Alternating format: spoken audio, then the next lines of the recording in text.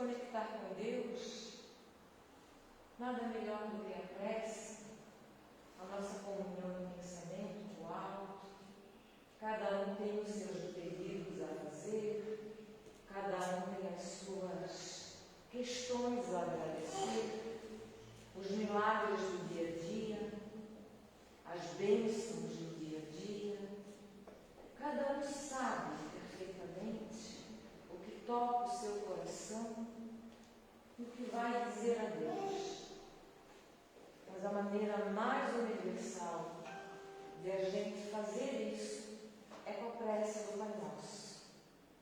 Que essa prece seja a nossa comunhão com Deus, pedindo paz na terra, pedindo o cessamento das guerras, das injustiças, pedindo que seja o cobertor para quem tem frio, o alimento para quem tem fome, mas não só pedindo a Deus que Ele faça a sua parte que Ele sempre faz, mas pedindo a Deus que nos dê força e sustentação para que nós também possamos fazer a nossa parte de humanos, de levar o pão, de levar o agasalho, a nossa luta pela paz, a nossa luta por justiça, a nossa batalha pelo bom combate, como falava Paulo de Tarso. Recebe a nossa prece, Senhor.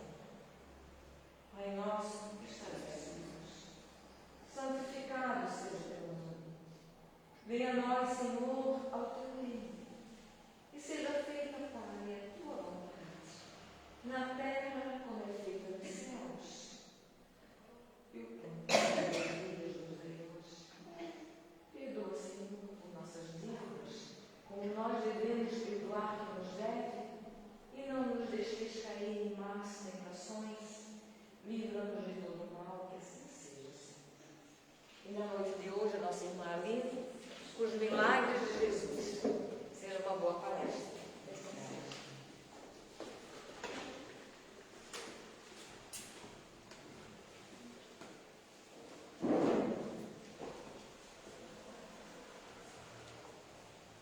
Boa noite, meus irmãos. Muito bom estar aqui sempre na nossa casa, né? Os rostinhos conhecidos, os rostinhos tão amigos, amorosos. Na noite de hoje, vamos conversar sobre um tema que ele é um pouquinho difícil da gente entender, mas é importante falar sobre ele, são os milagres de Jesus, né? Os milagres e as muitas passagens do nosso Evangelho, onde Jesus fez os seus prodígios. E nem sempre a gente consegue entender muito bem e a gente nem sempre consegue explicar muito bem como é que Jesus fez o que fez, né?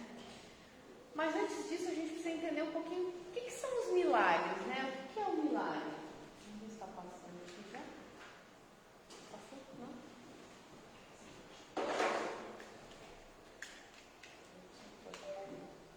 Não tem problema.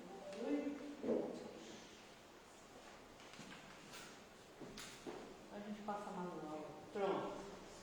Esse foi manual, automático. Tem um automático ali. Isso. Bom, o que a gente entende por milagre? O que geralmente nós falamos como milagre, né? São aqueles fatos que contrariam as leis da natureza, geralmente uma intervenção divina que vai contra as leis da natureza. Mas Kardec vai nos orientar, e a nossa palestra de hoje é pautada aqui na obra básica A Gênese, a quinta obra da codificação da doutrina espírita, é uma obra que geralmente o espírita foge um pouco dela, porque é uma obra mais difícil da gente entender, porque ela vai demandar alguns conhecimentos e algumas pesquisas também da parte científica, né, da doutrina. Então Kardec vai fazer o quê? Ele vai redefinir milagre num contexto um pouquinho diferente, né? Ele vai dizer que milagre não é o que viola as leis da natureza, mas um fato, um fenômeno que as causas a gente talvez não saiba explicar muito bem. Então, ele é explicável, talvez a gente só não tenha a explicação. Então, o Espiritismo vai nos esclarecer que os milagres, na forma como são entendidos nas religiões tradicionais, ele não vai existir. Mas se tratam de fenômenos espirituais ou até mesmo relativos à matéria, que aos poucos a gente vai compreendendo, né? Se a gente falasse lá no século passado, que hoje a gente consegue conectar pelo celular, trocar informações sem nenhum tipo de cabo, sem nenhum tipo de fio, nós nem sequer conseguiríamos entender o que isso significa. E hoje nós temos aí já um avanço da ciência nos trazendo não só comunicações, informações em tempo real. Então Kardec vai nos explicar que o que ontem era milagre, hoje é ciência. E o que hoje é mistério, amanhã será lei. Então a nossa doutrina, pode passar, né? Nos traz esses esclarecimentos. Segundo ponto, para a gente começar a entender um pouquinho essa ótica dos milagres, nós entendemos um pouquinho sobre a superioridade da natureza de Jesus, né? Hoje ainda lá no nosso grupo de estudo a gente estava conversando que é muito difícil a gente entender esses espíritos superiores, porque nós somos ainda muito limitados. Então tem muita coisa que a gente sequer entende, a gente não consegue nem entender o amor direito, né? Que dirá então a gente entender o que move esses espíritos superiores e as muitas características e qualidades que esses espíritos têm, né? Então o que nós podemos falar sobre Jesus para a gente começar a entender um pouquinho que esses milagres foram fenômenos, fatos, né? E o Espiritismo não vem negar nada do que aconteceu, mas vem trazer uma luz e explicar esses fenômenos, né? Esses prodígios aí causados, né? Realizados pelo Mestre. Mas Jesus era um espírito que de ordem superior, né? Com um domínio sobre os fluidos, sobre as energias, né? Quando a gente fala sobre fluidos, a gente está falando sobre as energias, né? Na época de Kardec, lá século XIX, não se tinha um vocabulário tão apurado como nós temos hoje, né? Então a gente está falando aqui das energias. Então Jesus, claro, ele tinha um domínio absoluto sobre as energias, né? Ele foi o espírito mais puro que já esteve aqui no nosso globo terrestre. Os feitos de Jesus, eles não eram sobrenaturais. O que é o sobrenatural? É aquilo que a gente não consegue explicar. E até o século XIX, tudo que a ciência não explicava caía na conta do quê? Da religião, das coisas que não eram bem compreendidas. Então isso era um fato milagroso, era sobrenatural. Isso tudo caía na conta da religião. E a religião também não conseguia explicar. Tudo bem, entrava isso na conta do sobrenatural. Veio então a doutrina espírita para nos esclarecer o que é o sobrenatural, que na verdade são fenômenos aí que têm ocorrido desde sempre, mas com a doutrina espírita que veio explicar, nos esclarecer que se trata da relação entre os espíritos, das energias que movem aí o nosso mundo, tanto material como espiritual. Então, Jesus tinha o quê? Faculdades espirituais extremamente elevadas. E tem mais um ponto muito importante. Além das faculdades espirituais de Jesus serem extremamente elevadas, a elevação moral e intelectual do Mestre era tão grande que ele dominava plenamente as leis da natureza, as leis espirituais, as leis materiais. Então Jesus tinha um conhecimento que sequer a gente consegue imaginar. Não temos aí um HD suficiente para caber todo esse conhecimento que o Mestre detinha, né? E aí Kardec vai nos afirmar que a superioridade do Mestre dava um poder fluídico direto sobre os elementos espirituais, energéticos e também materiais. E ele não fazia prodígios para deslumbrar as pessoas, porque senão a gente vai reduzir a figura do Mestre Jesus a um pantomimo, né? A um mágico, alguém que queria fazer ali fenômenos para iludir, para atrair as pessoas. Fôssemos falar na linguagem de hoje, Jesus estava ali para fazer um marketing pessoal, né? Jesus seria um blogueiro aí das redes sociais da época. Mas isso seria reduzir muito a figura do Mestre. Jesus não fazia isso por propaganda pura e simples. Senão o Mestre Jesus teria inventado o marketing, né? Mas não foi por isso, né? O Mestre fazia isso para ensinar, para consolar e para tocar os corações endurecidos. Se hoje, meus irmãos, nós temos ainda o nosso coração tanto endurecido, vamos imaginar na época do Mestre, como é que eram os nossos corações? Muito endurecidos, né? Espíritos endurecidos, ignorantes. A maioria das pessoas não sabia ler nem escrever. Então, ignorantes sim, não detínhamos o conhecimento básico das coisas. Então Jesus fazia prodígios para consolar, Jesus fazia prodígios para ensinar. Eu vou falar rapidinho sobre alguns fatos desses prodígios relacionados ao mestre, para depois a gente chegar na parte das curas, que ali é onde tem mais elementos, né, para a gente trabalhar. Estou de olho no relógio também. A estrela que guiou os reis magos até a manjedoura, né, até onde o mestre Jesus nasceu. Né? Isso aí a gente pode interpretar como? Né? Não foi uma estrela que do nada apareceu e saiu brilhando. Enfim. O que a doutrina vai nos esclarecer é que não se tratava de um astro, de um corpo celeste, mas uma manifestação fluídica de algum espírito que realmente se apresentou naquele formato para guiar os reis magos até o mestre Jesus. Vamos pensar nos dias de hoje, né, meus irmãos, pensando em 2025 anos, né, pós-mestre Jesus. Se hoje aparecesse um espírito na nossa frente, o que a maioria de nós ia fazer? A gente ia fugir, né, porque a gente é espírita e a gente tem medo de espírito, essa é a verdade. Né? A pessoa que mais tem medo de espírito é o espírita, né, porque a gente tem medo que apareça alguma coisa com a qual a gente não saiba lidar. E mesmo os espíritos de luz, se aparecessem pra gente, a gente ficaria meio transtornado ali, a gente sairia correndo, provavelmente não iríamos querer encarar, ou se encarássemos, íamos encher de perguntas ali que não tem muito sentido. Então, se usou, né, essa luz, essa luminosidade, para que isso sim atraísse e não assustasse, não perturbasse, né, não só os reis magos, mas também a população, os animais que ali se encontravam.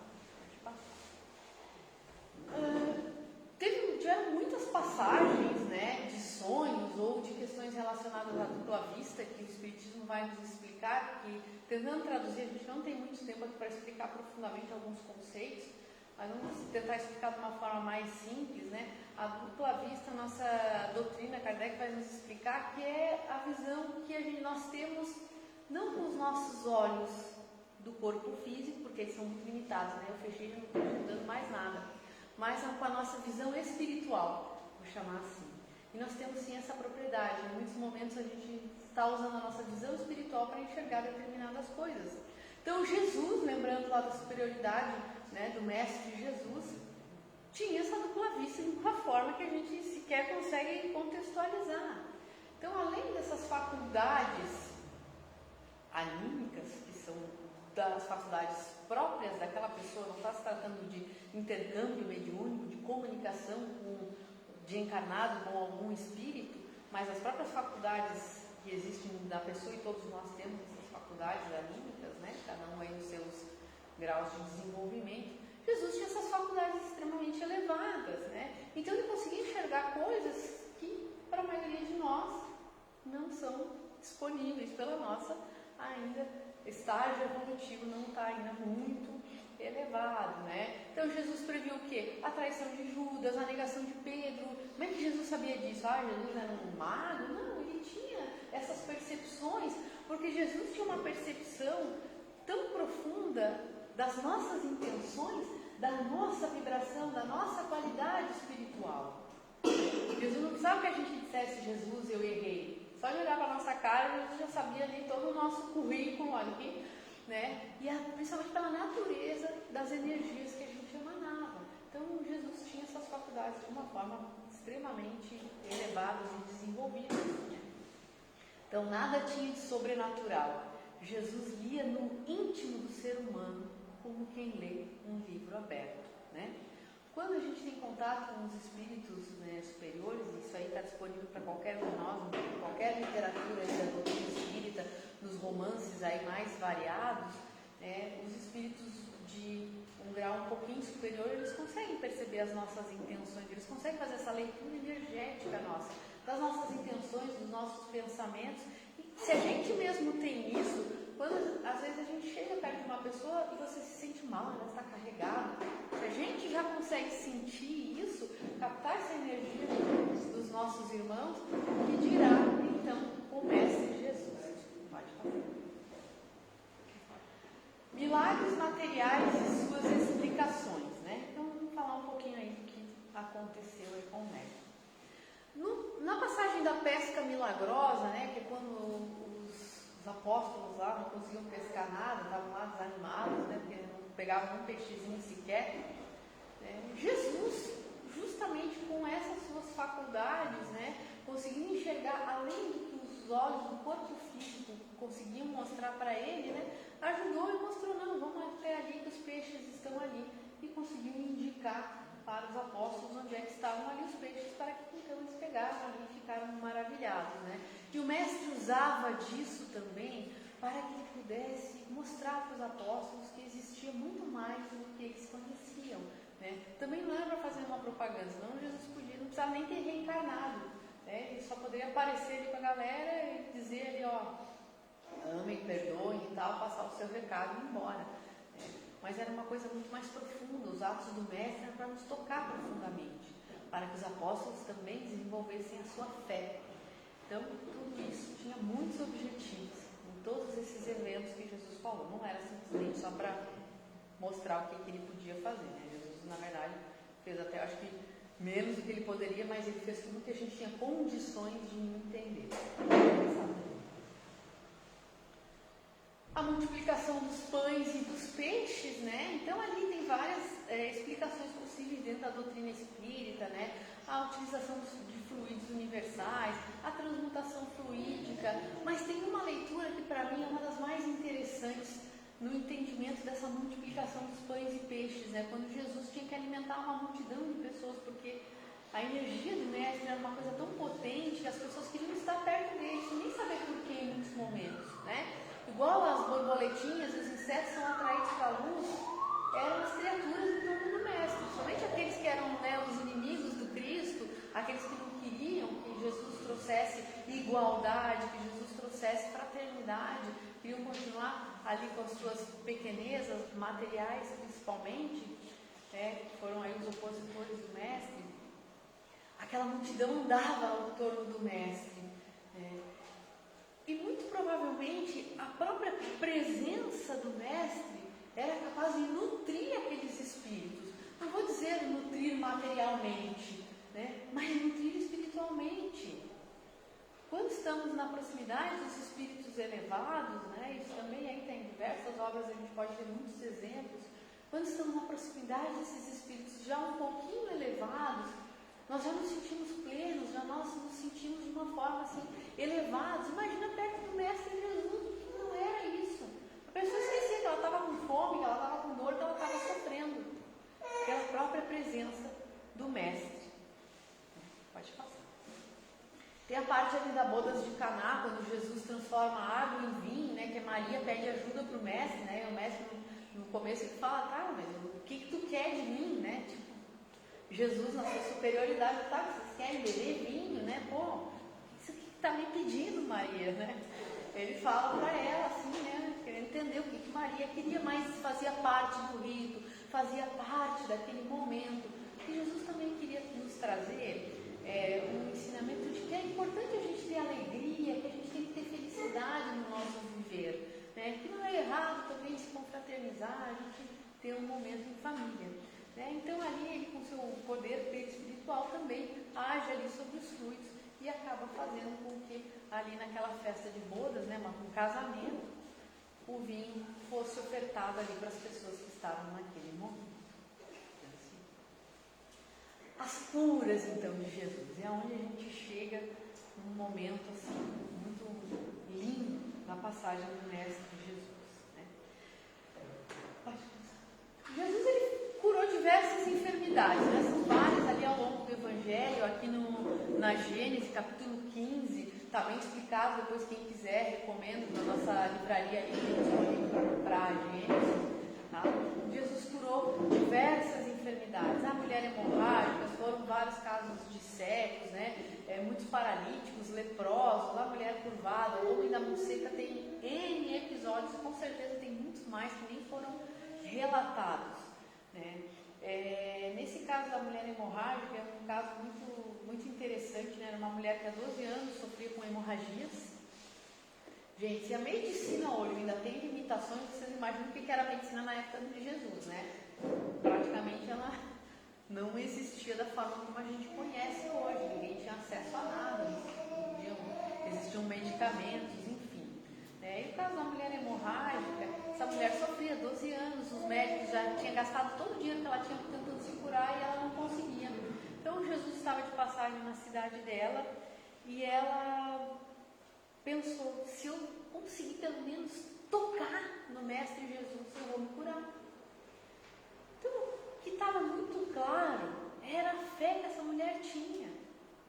Ela acreditou de toda a sua alma, de toda a sua inteligência, do seu coração, de tudo que ela tinha, que o Mestre ia curá-la. Se ela sequer tocasse nas vestes do Mestre. E assim aconteceu. Ela estava lá no meio da multidão e conseguiu tocar na túnica do Mestre Jesus. E imediatamente ela se curou. E aí Jesus sentiu que alguma coisa tinha acontecido, claro. Olhou para os apóstolos e falou: quem me tocou?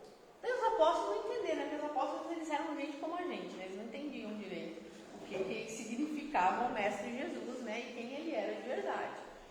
Os apóstolos, mas Mestre, estamos aqui no meio de uma galera, aqui um monte de gente, como é que nós vamos saber quem é que te encostou? Aí Jesus falou: não, uma virtude foi tirada de mim. E aí a mulher, assim, com muita coragem, porque naquela época, né, as mulheres, né, passavam aí por vários tipos, né, de constrições, nem eram consideradas uma pessoa, né, efetivamente, pegou e falou para o mestre, da coragem de dizer: mestre, fui eu que te toquei. E aí ele olhou para ela e falou: mulher, a tua fé te curou. E o mais impressionante, em todos esses casos de curas que Jesus fez, em nenhuma delas, mas em nenhuma ele disse: fui eu que te curei. Em todas elas o mestre disse: a tua fé te curou. E nisso aí ele nos mostrou um ensinamento muito importante. Que a partir do momento que a gente acredita, que a gente tem fé, e a doutrina vem trazer a fé raciocinada, nós estamos dando o primeiro passo, um passo muito importante para a nossa própria cura. Né? E a doutrina espírita vem trazer o que? A fé raciocinada. O que é a fé raciocinada? É a fé com conhecimento, é a fé com entendimento. Eu consigo entender o que acontece, eu consigo explicar, eu consigo justificar. E se eu não consigo entender, pelo menos assim, para quem posso perguntar dentro da casa espírita. Né? Pode passar para mim, por favor. Então, como é que ocorriam essas curas? Né? A fé daquele paciente, daquela pessoa doente, é que era um catalisador do processo de cura. Então, quando a gente vem aqui tomar o passe, e a gente tem fé que aquele passe vai nos ajudar, a nossa fé está sendo o principal ingrediente naquele momento de cura. Porque aquele médico que está ali, aquela pessoa que está com boa vontade, que está com toda a sua boa vontade, com o seu amor, com o seu coração, dedicado ali para transmitir as energias que os espíritos estão nos direcionando naquele momento, está ali fazendo o seu trabalho. A espiritualidade está ali nos enviando aquelas energias conforme a nossa necessidade. Agora, se a nossa fé, que aquilo ali está acontecendo e que eu estou recebendo tudo aquilo que eu preciso para me sentir bem, é o que vai fazer com que o passe se efetive, por exemplo. Então, a nossa fé é o principal agente durante esses processos de cura. É claro que Jesus ele usava esse magnetismo espiritual, os fluidos curadores, né? Ele conhecia a causa profunda daquela enfermidade. Né? Muitas delas eram enfermidades morais, outras a gente vai ver ali, eram questões obsessivas, né? A presença ali de espíritos, né? Ainda em desenvolvimento. E Jesus constantemente falava, reforçava isso: a tua fé te curou. Né? Tanto que quando ele caminha lá sobre as águas e o Pedro começa a caminhar e depois começa a afundar, porque ele se lembrou que ele não podia fazer isso. Né? E Jesus falou: homem de pouca fé. Né? Porque faltava realmente acreditar. E aí fica a nossa reflexão moral, né? Que a cura vai começar sempre na nossa alma, no nosso íntimo, né? E que a fé sincera vai abrir os caminhos para a nossa regeneração e principalmente para que a gente possa receber aquilo que nos é direcionado pela espiritualidade. Jesus também curou vários casos de possessões e espíritos impuros, né? Hoje a gente tem bastante esclarecimento, temos muito conhecimento, né? Já sabemos que os nossos pensamentos influenciam diretamente na companhia espiritual que a gente tem, né? Mas naquela época, imagina, as pessoas eram ignorantes pra caramba, não sabiam de muita coisa, né? E aí Jesus fazia o quê? Eram casos de obsessões espirituais.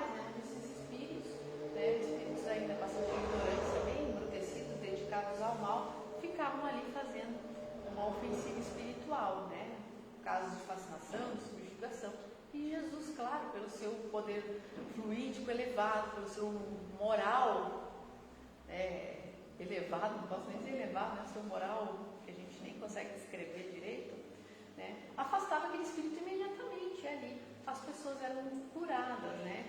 Muitos casos eram também de doenças mentais, que na época nem sequer se entendia que isso existia, né? Então, às vezes não eram questões de obsessões, né, de influência espiritual negativa, mas de problemas mentais, que aí também Jesus acabava intervindo. Pode passar.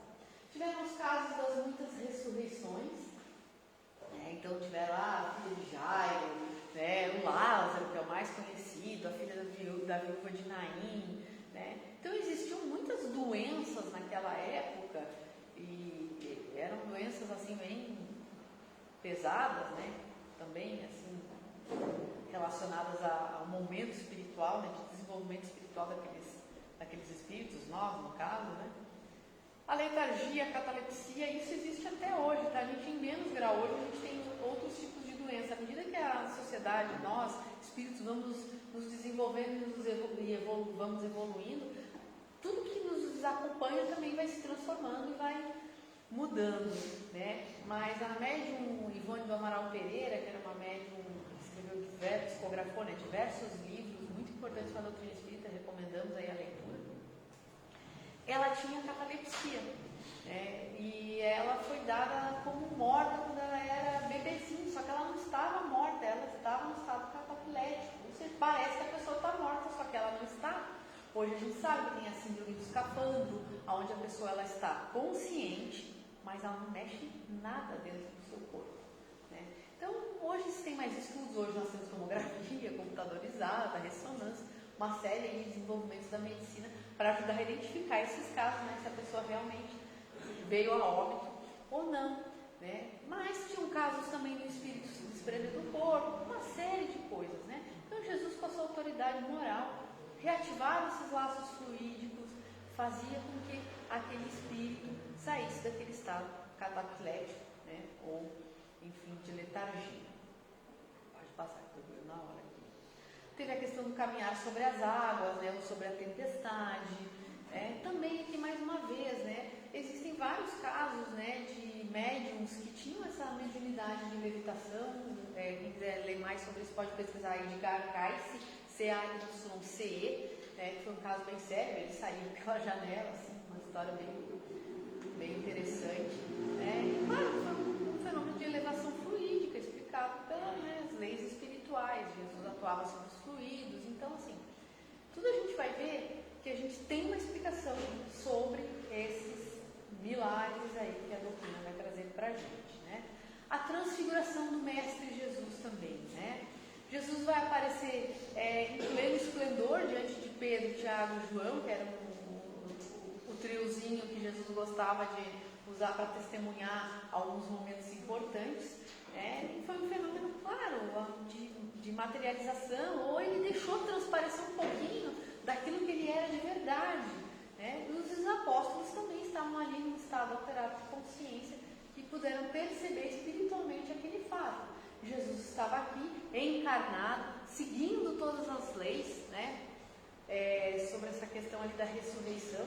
A ciência nos explica que não é possível a gente devolver a vida para um corpo na qual a vida já se extinguiu, né? E a doutrina espírita vai nos dizer que as leis naturais, elas são sempre seguidas e cumpridas, né? E esse caso aqui da transfiguração também não vai fugir disso aí. Jesus deu uma amostra graça ali do que era o seu esplendor para os apóstolos que olharam por aí e ficaram, né, maravilhados. Com certeza, Jesus, sem o seu corpo físico, deve ser um esplendor assim que vai bugar a nossa cabeça. Pode passar. As aparições após a morte do Mestre também, né? Jesus apareceu várias vezes após a crucificação, né? Essas aparições não era Jesus ressuscitado. Como a gente viu aqui, se o corpo físico cessou a vida, não vai retornar a vida naquele corpo físico. Mas o nosso espírito, ele tem um envoltório semimaterial, que é o perispírito, que faz esse elo de ligação entre o corpo físico e o espírito. E quando a gente olha um espírito, né, para aqueles que têm faculdade mediúnica de percepção visual aí dos corpo físico, porque a gente olha, na verdade, é o perispírito, que é o que dá forma para o espírito. Então, Jesus se apresentava no seu perispírito e ele tinha tantas capacidades que essa apresentação poderia ser muito visível e real. E para Tomé, todo mundo sabe a história lá de Tomé, né? Que quero ver para crer, ele realmente se materializa para que Tomé acredite. Então isso tudo faz parte, por isso que os apóstolos eram gente como a gente, né? Se a gente vê certas coisas até hoje, a gente tem que ver, pegar e tocar, né? Não basta aí certas evidências para a gente entender. A gente ainda está nesse nível aí de São Tomé.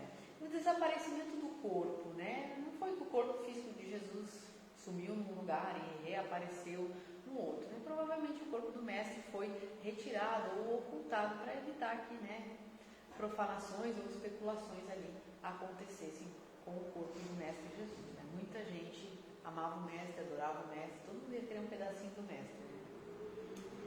Pode passar. Mas qual foi então o verdadeiro milagre do mestre Jesus? O verdadeiro milagre do mestre foi a revolução moral que ele trouxe para nós. Mais do que ter curado um, do que ter curado o outro, do que deve ter feito isso ou aquilo, foi os ensinamentos do mestre que perduram até hoje, né? Que até hoje a gente tem dificuldade de botar em prática. E a metodologia que ele usou nos ensina muito. Ele não impôs, ele convidou, ele não julgou, ele esclareceu, ele orientou, ele não dominou, ele serviu. Então Jesus também fez todos esses fatos para mostrar que não importa o quão elevado a gente se acha, né? A gente tem que sempre servir, que a caridade é a principal ferramenta nossa, né? E uma conclusão para a gente encerrar, uma conclusão sobre o ponto de vista da doutrina espírita, né? Nesses milagres. O Espiritismo ele vai esclarecer, ele não vai negar, ele não vai dizer não, Jesus não apareceu para Tomé, e Tomé não encostou em Jesus, né, nas chagas do Mestre. Tem vários casos de materialização, quem é mais curioso e gosta de pesquisar, pode botar lá na internet, lá no Google, ou melhor no Google, né, no chat não vai ter imagem, mas bota no Google ou bota na IA também. Casos de materialização, tem várias fotos, tem N casos, N explicações, né? Hoje não é mais tão comum, a gente não precisa mais tanto desse tipo de evidência, né? Mas tem vários casos lá, foto para quem quiser pesquisar. Então, assim, o Espiritismo ele vai explicar, ele não vai negar os fatos, né? Ele vai mostrar que Jesus não transgrediu nenhuma lei natural. Ele aplicava elas com pleno domínio, que é uma coisa diferente, com conhecimentos que a gente não tem, e que a gente nem sabe que não tem, né? E que ele ensina também que todos, em grau muito inferior, claro, né? Mas a gente pode realizar transformações espirituais e transformações morais. Jesus nos empoderou nesse sentido, né?